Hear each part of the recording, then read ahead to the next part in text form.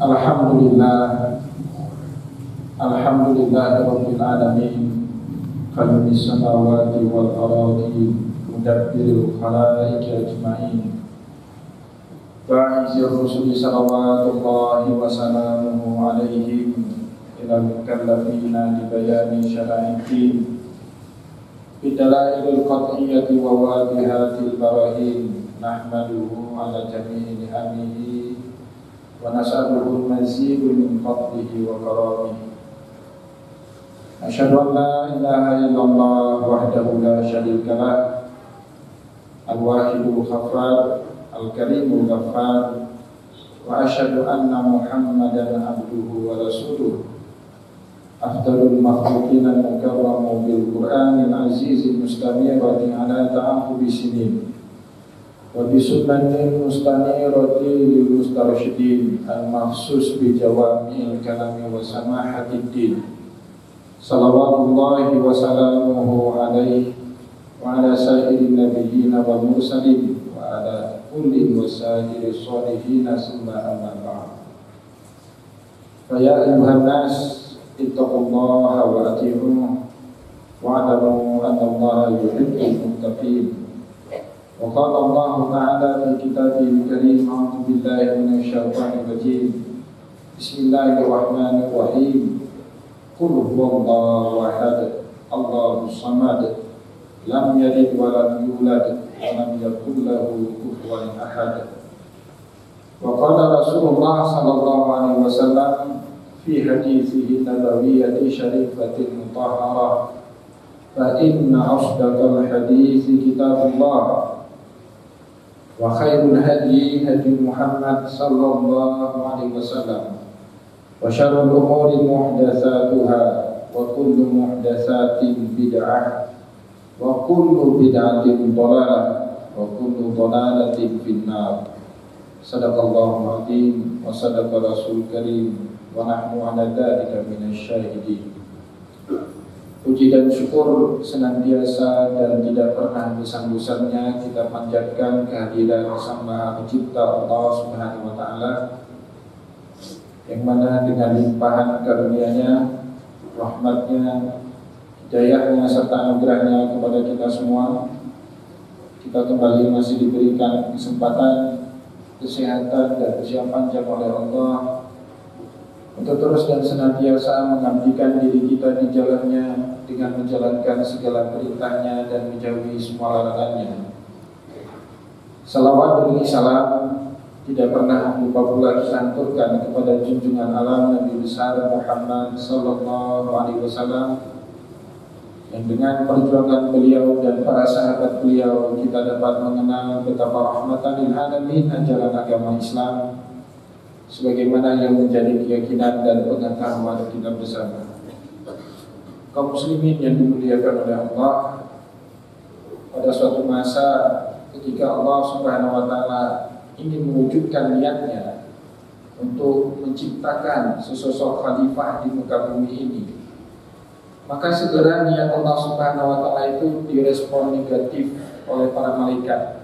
Di dalam surah Al-Baqarah, Allah Subhanahu wa taala menjelaskan dengan terang benderang tentang respon malaikat itu, seraya berkata, qalu ataj'alu fiha ma yusilu fiha wa yasfiku dima wa nahnu nusabbihu bihamdika wa nuqaddisu lak.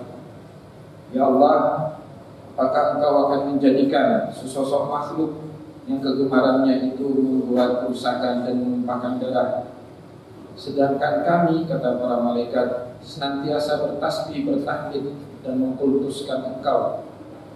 Di penghujung ayat itu Allah menceritakan kepada kita, menjawab respon negatif malaikat itu dengan berkata singkat, Inni a'lamu ma la ta'lamun, sesungguhnya saya mengetahui apa yang kalian tidak ketahui. Kaum muslimin yang dimuliakan oleh Allah, kebanyakan kita salah memberikan makna terhadap ayat ini. Kebanyakan kita seolah-olah mengatakan para malaikat itu secara terang-terang atau secara terang benderang merespon keinginan Allah Subhanahu wa taala itu. Padahal ini dibantah di dalam banyak kitab tafsir. Misalnya saja kalau kita buka tafsir Al-Qur'an Al-Azim karangan Ibnu Katsir, Di dalam kitab tafsir itu dijelaskan oleh pengarang kitab Ibnu Katsir, tidak mungkin para malaikat itu menyatakan keengganan mereka secara terang-terangan. Tidak mungkin mereka itu berani untuk menentang keinginan Allah Subhanahu wa taala yang ingin menjadikan khalifah di muka bumi ini. Ini ja'ilun fil ardi khalifah. Dan untuk membuktikan argumennya, Ibnu Katsir kemudian mengutip sepotong ayat di dalam Al-Qur'an yang di dalam ayat itu menceritakan watak dasar yang dimiliki oleh malaikat. Di dalam ayat itu Allah Subhanahu wa taala bercerita kepada kita semua, malaikat itu punya karakter la ya'sunallaha ma amarahum wa yaf'aluna ma yu'marun. Mereka itu tidak pintar mendurhakai Allah, tetapi apapun yang diperintahkan oleh Allah mereka kerjakan. Bahkan tidak hanya cukup sampai di situ, kaum muslimin yang dimuliakan oleh Allah, lebih jauh Ibnu Katsir mengatakan pemahaman model seperti ini muncul karena manusia mempersamakan diri mereka dengan para malaikat. Mungkin manusia boleh jadi ketika diperintah oleh atasannya berani secara terang-terang berderang membantah perintah atasan itu. Tapi karakter itu bertentangan dengan malaikat, bertentangan dengan ayat sebelumnya. La ya'sunallaha ma amarahum wa yaf'aluna ma yu'marun. Malaikat itu tidak mungkin mendurhakai perintah Allah, dan apapun yang diinginkan oleh Allah pasti akan dikerjakan oleh malaikat itu. Dan ternyata kemudian kalau kita membaca lanjutan dari cerita itu, pada ayat 33 kita akan menemukan penegasan dari apa yang dijelaskan oleh Imam Ibnu Katsir. Di dalam ayat 33 Allah Subhanahu wa taala kemudian memerintahkan Adam untuk menyebut satu persatu nama yang telah diajarkan sebelumnya oleh Allah. Qala ya Adamu ambihum bi asma'ihim. Adam, sekarang giliranmu sebut satu persatu nama yang ada di sekelilingmu, dan itu tidak bisa dilakukan oleh malaikat. Mulailah ketika itu Nabi Adam alaihissalam menyebut setiap nama benda yang ada di sekitarnya, termasuk juga nama-nama dari malaikat itu sendiri. Sekedar informasi kaum muslimin yang dimuliakan oleh Allah, malaikat itu hanya mengenal dirinya saja, tetapi mereka itu antara sesama mereka tidak saling kenal. Dan ini diceritakan kemudian di dalam kitab Ibnu Katsir. Lebih jauh beliau mengutip peristiwa Isra dan Mi'rajnya Rasulullah SAW. Di dalam perjalanan Isra dan Mi'raj, pada setiap kali pintu langit dibuka, malaikat Jibril itu harus memperkenalkan dirinya kepada malaikat penjaga pintu langit. Diceritakan misalnya di dalam Sahih Muslim, summa araja ila samai dunya. Ketika Jibril dan Nabi Muhammad SAW naik ke langit dunia, summa staftaha, malaikat Jibril memohon kepada penjaga pintu langit untuk membukakan pintu langit dunia itu. Summa qala man anta, kemudian penjaga pintu langit berkata, siapa kamu? Jibril menjawab, ana Jibril. Qala man ma'ak, siapa yang bersama denganmu? Qala Muhammad, yang bersama dengan saya adalah Muhammad. Dan peristiwa itu terus terjadi sampai Rasulullah SAW tiba atau menuju ke Sidratul Muntaha. Ini menandakan menurut Imam Ibnu Katsir bahwasanya para malaikat itu tidak saling mengenal antara sesama mereka, sehingga mereka mampu menjalankan tugas yang diperintahkan oleh Allah tanpa harus banyak berdiskusi. Yang boleh jadi diskusi itu akan terjadi disrupsi terhadap apa yang telah diperintahkan oleh Allah. Maka kemudian Nabi Adam alaihissalam mulai menceritakan satu-satu nama para malaikat itu. Ini Jibril, ini Israil, ini Israfil, dan seterusnya. Yang menarik kemudian di penghujung ayat itu Allah Subhanahu wa taala mengatakan qala ya Adamu ambihum bi asma'ihim. Falamma amba'ahum bi asma'ihim, ketika Nabi Adam alaihissalam mulai menyebut satu persatu nama di antara para malaikat, mulai menyebut satu persatu nama benda-benda yang ada di sekitarnya, Allah Subhanahu wa taala mengatakan qala alam aqul lakum inni a'lamu ghaibas samawati wal ardh wa a'lamu ma tubduna wa ma taktumun. Bukankah sudah saya katakan untuk kalian wahai para malaikat, inni a'lamu ghaibas samawati wal ardh, sesungguhnya saya itu mengetahui hal-hal yang gaib yang ada di langit maupun yang ada di bumi. Wa a'lamu ma tubdun, dan saya mengetahui apa yang kalian sembunyikan. Wa ma kuntum taktumun, dan apa saja yang kalian ungkapkan dengan terang benderang. Maka oleh karena itu di dalam ayat itu Allah Subhanahu wa taala berkepentingan untuk menyatakan kepada mereka apa yang kalian batinkan, apa yang kalian suarakan di dalam hati itu sama saja di sisi Allah Subhanahu wa taala. Baik itu dinyatakan secara terang benderang, secara telanjang, maupun dinyatakan di dalam hati mereka, mereka membatin, kualitasnya sampai kepada Allah Subhanahu wa taala sama saja, tidak ada bedanya. Mungkin ya manusia itu bias pembacaan manusia, karena biasanya manusia itu memberikan sifat dirinya kepada sifat Allah Subhanahu wa taala, padahal itu paling dihardik oleh Allah Subhanahu wa taala di dalam Al-Qur'an. Setidaknya kita bisa temukan 2 ayat yang menghardik setiap pembaca Al-Qur'an, mempersamakan sifatnya dengan sifat Allah Subhanahu wa taala. Satu, Allah berfirman, laisa kamitslihi syai', tidak ada yang seumpama dengan Allah. Yang kedua, di dalam surah Al-Ikhlas, penghujung surah Al-Ikhlas, Allah Subhanahu wa taala mengatakan, lam yakul lahu kufuwan ahad, tidak ada yang sama, tidak ada yang selevel dengan Allah. Mungkin dia manusia, ketika ada orang yang menyampaikan suatu berita kepada dia sambil berbisik, maka kualitas informasi itu tidak terlalu jelas dibandingkan jika informasi itu disampaikan kepada dia secara terang benderang pakai mikrofon. Tetapi kejadian itu tidak berlaku bagi Allah Subhanahu wa taala. Baik suatu pernyataan diungkapkan secara terang benderang maupun suatu pernyataan itu dibatinkan di dalam hatinya, kualitasnya di sisi Allah Subhanahu wa taala sama saja. Maka kemudian Allah Subhanahu wa taala menegaskan apa yang menjadi karakter dari Allah Subhanahu wa taala di dalam surat Thaha. Beliau berfirman, wa in tajhar bil qauli, kaum muslimin ingat kalian semua, wa in tajhar bil qauli, jika kalian menjaharkan perbuatan dosa kalian, fa innahu ya'lamu sirra wa akhfa, tidak ada bedanya perbuatan itu dijaharkan atau disirkan atau disembunyikan, semuanya terang benderang di sisi Allah Subhanahu wa taala. Oleh karena itu Allah Subhanahu wa taala kemudian heran jika ada umat manusia, ada umat Islam yang beraninya buat dosa secara sembunyi-sembunyi, sedangkan di hadapan manusia nampak seolah-olah dia paling soleh. Di depan manusia dia menampakkan simbol-simbol keagamaan, tetapi di dalam batinnya itu penuh dengan modal. Itu orang sangat dibenci sama Allah Subhanahu wa taala, karena orang ini sebenarnya tidak beriman menurut Allah Subhanahu wa taala. Maka di dalam ayat lanjutan Allah menceritakan orang seperti ini biasanya karakternya yastaghfuna minan nas, takutnya cuma sama manusia. Wala yastaghfuna minallah, dan orang seperti ini tidak pernah merasa takut untuk Allah Subhanahu wa taala. Wa huwa ma'ahum, padahal dia tidak sadar Allah Subhanahu wa taala itu 24 jam bersama dengan dia.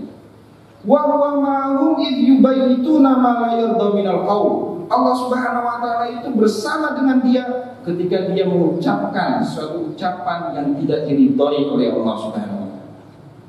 Maka kaum muslimin yang dimuliakan oleh Allah, sungguh naif ketika kita melakukan suatu perbuatan dosa yang kita anggap perbuatan dosa itu tidak dipantau oleh Allah Subhanahu wa taala. Naif. Bahkan pada saat itu kita lebih naif daripada seekor burung hudhud. Boleh nanti dibaca di dalam surat Naml. Pada saat kita punya perspektif, pada saat kita punya keyakinan, kita melakukan perbuatan dosa, tidak ada orang yang lain melihat, dan Allah juga tidak melihat perbuatan kita itu. Allah Subhanahu wa taala di dalam surah An-Naml menyatakan kita lebih naif. Kualitas iman kita itu lebih rendah daripada kualitas iman burung hudhud. Coba bayangkan itu kaum muslimin yang dimuliakan oleh Allah. Boleh dibuka nanti di dalam surah An-Naml, diceritakan oleh Allah Subhanahu wa taala di situ ketika suatu hari Nabiullah Sulaiman alaihissalam membariskan, menyusun pasukan perangnya yang terdiri dari manusia, jin, hewan, binatang dan seterusnya. Tiba-tiba Nabi Sulaiman kehilangan seekor burung hudhud. Wa husyira li Sulaiman junuduhu minal jinni wal insi wal tayri fa hum la yujzaun. Kehilangan burung hudhud. Nabi Sulaiman bertanya, kemana hudhud? Kalau dia tidak sekarang datang, akan aku sembelih dia, ancam Nabi Sulaiman. Tidak lama kemudian burung hudhud datang dan membawa kabar kepada Nabi Sulaiman alaihissalam. Hudhud sebagaimana diceritakan oleh Allah di dalam Al-Quran, diceritakan kepada kita, inni wajadtu imra'atan tamlikuhum wa utiya min kulli syai' wa laha arsyun 'azim. Wahai Nabi Sulaiman, saya baru dari sebuah negeri yang jauh dari negeri Saba. Saya menemukan negeri itu dipimpin oleh seorang ratu yang diberikan anugerah oleh Allah, memiliki singgasana yang maha besar, walaha wa utiyat min kulli syai', dan diberikan apapun yang mereka inginkan.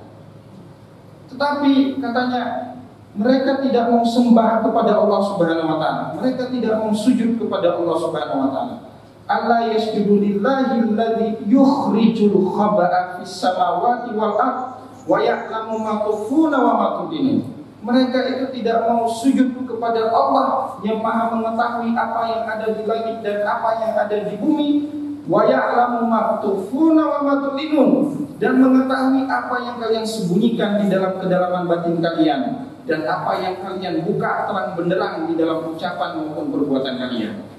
Maka oleh karena itu, seandainya di dalam aktivitas kita sehari-hari seolah-olah kita tidak dipantau oleh yang maha basir, maha melihat, atau maha sami, maha mendengar, maha khabir, maha mengetahui, maha alim, maha pintar, maka pada saat itu iman kita sebenarnya tidak jauh lebih tinggi daripada gunung Uhud.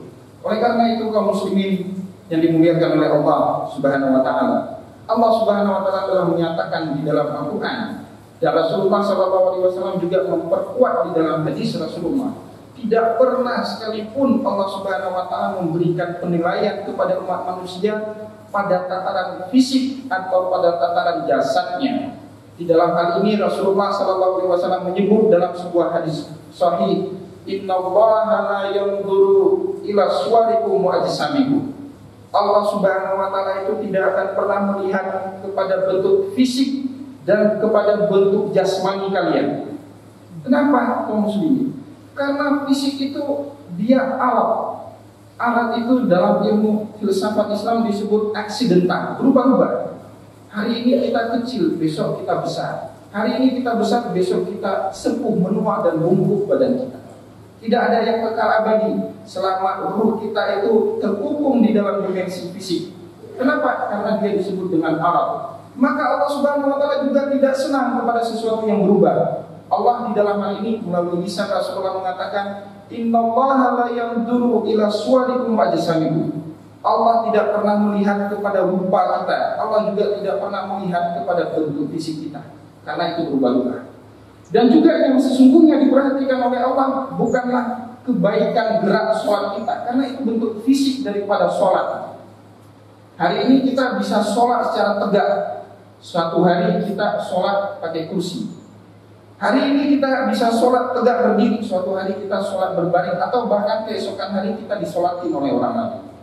Hari ini kita sanggup berpuasa 30 hari penuh di bulan suci Ramadan. Suatu hari saat kita harus bayar fidyah karena tidak sanggup bagi puasa di bulan suci Ramadan.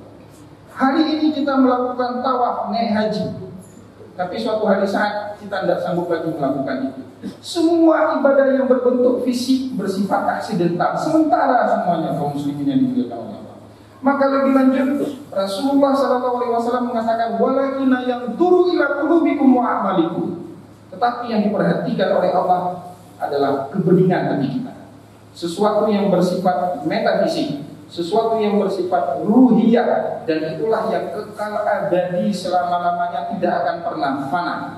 Kita makan buah mangga, fisik buah mangga itu habis ketika kita konsumsi, kulitnya kita buang ke tong sampah. Tetapi kenang-kenangan rasa manis yang disimpan oleh buah mangga itu tetap kekal abadi di dalam kepala kita. Kehusukan sholat kita itu kita bawa sampai kita meninggal masuk ke alam barzakh. Tetapi fisik sholat itu habis dengan jadinya bangkai tubuh kita. Maka di sini kemudian kaum muslimin yang dimuliakan oleh Allah, perlu kita camkan dengan baik-baik. Peradaban itu tidak hanya dalam bentuk fisik. Peradaban itu juga mengambil bentuk metafisik atau spiritual. Disinilah Rasulullah SAW merasa berkepentingan kepada umatnya. Dia nasihati kita, dan terutama bagi khatib dan kita semua kaum muslimin yang dimuliakan oleh Allah, di awal tahun baru ini jangan pernah menjadikan ibadah kita itu hanya sebatas fisik, tetapi juga perbaiki ibadah metafisik kita, perbaiki spiritual kita, perbaiki ruhiyah kita, sehingga apa yang dikatakan oleh Rasulullah, walakinna yanzuru ila qulubikum wa a'malikum. Allah itu senantiasa mempelototi, menerawang, meneropong pekerjaan hati kita, dan selalu akan mengawasi perbuatan kita yang di dalam bentuk metafisik itu. Semoga apa yang kita sampaikan pada hari yang berbahagia ini ada manfaatnya bagi kita semua dan mampu menambah ketakwaan kita kepada Allah Subhanahu wa taala. Karena satu dari fisik kita akan kembali ke tanah, tetapi metafisik kita itulah yang akan kembali kepada Allah Subhanahu wa taala sebagaimana yang Dia firmankan di dalam salah satu ayat Al-Qur'an, ya ayyatuhan nafsul mutmainnah, wahai jiwa-jiwa yang tenang, wahai metafisik yang tenang, wahai spiritualis yang tenang jiwanya, irji'i ila rabbik. Allah tidak mengajak fisik kita yang pulang hadapan Allah. Allah hanya mengajak metafisik kita yang pulang ke ridhaan Allah. Irji'i ila rabbiki radiyatan mardiyah. Kembalilah ke hadapan Allah Subhanahu wa taala itu dengan penuh keridhaan. Wa dukhuli fi ibadi. Masuklah ke kalangan hamba-hambaku yang taat kepadaku. Wa dukhuli jannati. Dan masuklah ke dalam surga yang aku peruntukkan kepada orang-orang yang taat kepadaku. Barakallahu li wa lakum fil Qur'anil Karim wa nafa'ani wa iyyakum bima fihi minal ayati wa dzikril hakim wa taqabbalallahu minni wa minkum tilawatahu innahu huwas samiul basir. Aqulu ma tasma'un wa astaghfirullah li wa lakum wa lisairil mu'minina fastaghfiruhu innahu huwal ghafurur rahim.